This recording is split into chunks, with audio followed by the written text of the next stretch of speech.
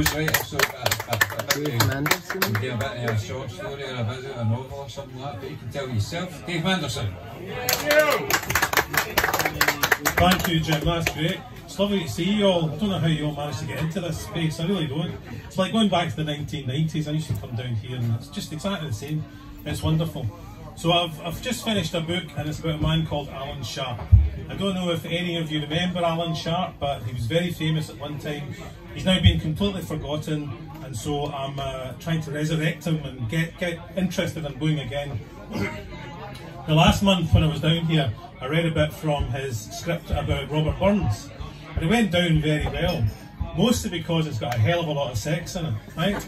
That was what it was all about. And you know, I mean, Alan Sharp wrote the best script ever about Robert Burns because he understood exactly who Robert Burns was. He knew, first of all, he was a great poet. He knew, secondly, he was a fantastic, charismatic guy. And thirdly, he knew he was a monster shagger. And that absolutely captures who Alan Sharp was as well. Because Alan Sharp had been through this himself.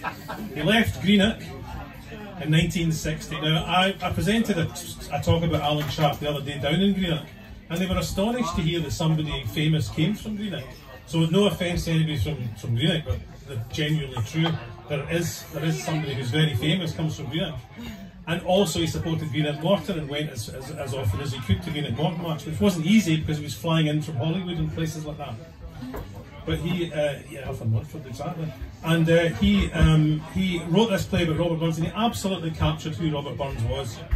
But he left Greenock in 1960, he left his first wife, he left 2 daughters, he headed for London and he became quite famous. He wrote a very famous novel which came out in 1965 called A Green Tree in Geddy.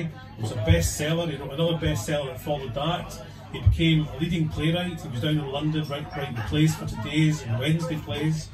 Then he got the offer to go to Hollywood. He went to Hollywood and he had a big career over in writing screenplays and working with directors like Arthur Penn and all that sort of thing. So he was hugely well known, but he got himself a terrible reputation because of his lifestyle down in London.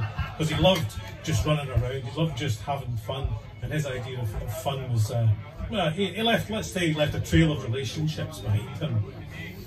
So I'm going to just read a bit from one of his very early plays tonight, and it was a play for radio. Radio at the time in Scotland was really drab. I don't know if any of you can remember back to 1964 when a typical night's programming on radio home service would be a Cayley, followed by the news and sport, a selection of Brahms and Mozart by the BBC Concert Orchestra, the shipping forecast and prayers. And prayers would close at 11:10 and that would be the end of your Scottish broadcast for the evening. So that was a typical family night's listening. So there was very little contemporary drama broadcast in Scotland and certainly nothing that was written in Scotland. But there was one guy who got very fed up with that. His name was Stuart Conn. And Stuart Conn became a producer at BBC Scotland and he wanted fresh new drama. So he persuaded the BBC to give him a budget to commission 6 new plays by Scottish writers. And Alan Sharp was one of those plays. So this was called a season of new Scottish writing plays, 45-minute dramas by different writers, and Sharp's was the first to be broadcast. Okay, so it's 1964, this is a radio play.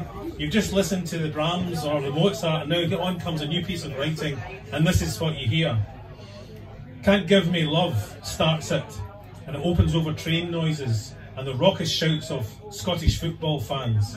Harry Murray is returning to the west of Scotland for a Scotland-England football match. There's not a lot going on up here, he says to an English fan. A drunken Scotland fan asks him if there are any tickets left, then shouts, "We are the people!" before leaving the train. Charlie, Harry's brother, meets him at the station. Harry asks how Elsie, his wife, is. "She's nothing to worry about," Charlie answers, and then he adds that she's pregnant. At Charlie's home, Elsie greets Harry warmly. The brothers go to the pub. They mock a friend who keeps talking about the big smoke. "Is that you up for the big smoke, Harry?"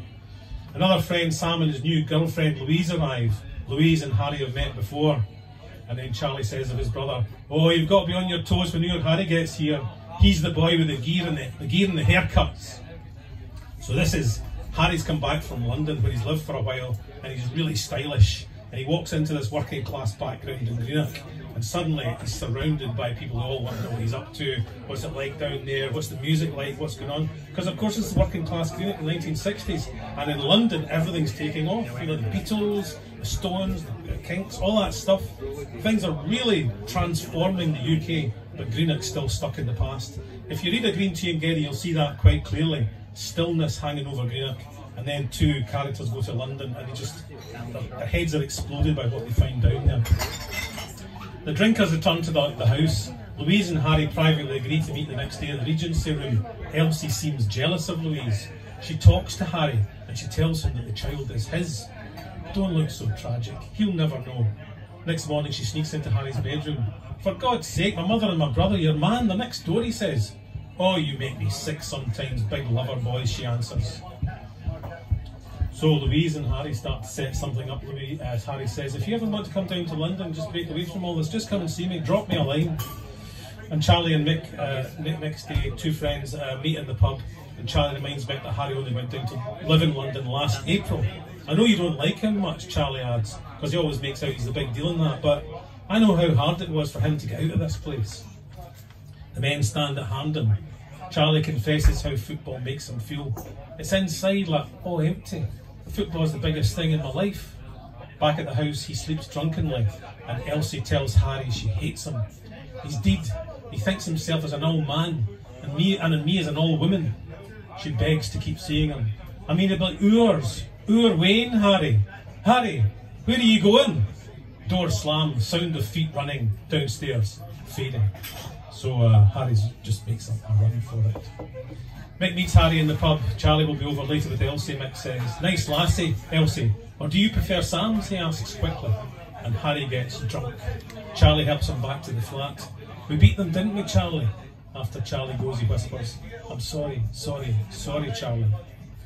So they visit their mother, and the mother tells him he's wasting his time down in London, etc. But in an abrupt change of scene towards the end of the drama, Sam accuses Harry of trying on with his girlfriend. Sam once warns Charlie not to interfere. Elsie backs Sam up to Charlie's fury.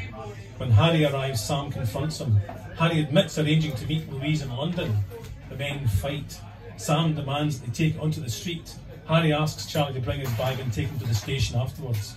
Harry and Sam go out. Elsie. Bloody well ask for it, so he did. Chatting up that swanky bitch behind Sam's back. Sound of face being slapped. Charlie. Shut your face or I'll shut it for you. Harry travels silently back to the station in the van with Charlie, bruised from Sam's fists. Charlie says he should never have let him fight. No, Charlie, says Harry. Sam was right enough. He's one of your people. I can go away. You have to stay. Every day. A couple of belts round the face is nothing to that. The brothers separate. The raucous chants of the football fans crash into the noise of the train leaving. So it's a realistic play, and it's about exile. It's about a guy who's left, and although he'll always have connection to Greenock, he can never fully come back, and he can never fully leave. He's a middle space. Play all about Scottish exiles going away and their relationship to their home place. My book is coming out in July. If you like a wee bit of what you've heard, I hope you get hold of it. It'll be on sale. I'll be back to promote it and so on. I hope you like what you heard. Thank you very much.